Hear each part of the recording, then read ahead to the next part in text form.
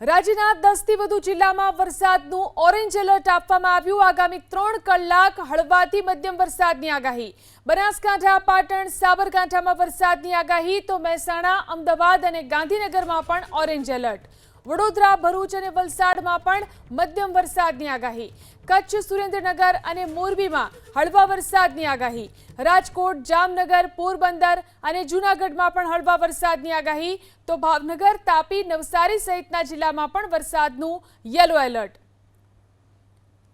તો જે આગાહી કરવામાં આવી છે, રાજ્યના 10 થી વધુ જિલ્લા માટે વરસાદનું ઓરેન્જ એલર્ટ આપવામાં આવ્યું છે।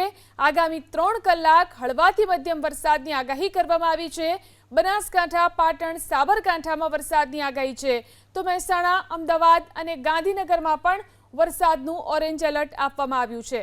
વડોદરા, ભરૂચ અને વલસાડમાં પણ મધ્યમ વરસાદ વરસી શકે તો કચ્છ, સુરેન્દ્રનગર અને મોરબીમાં પણ હળવા વરસાદની આગાહી।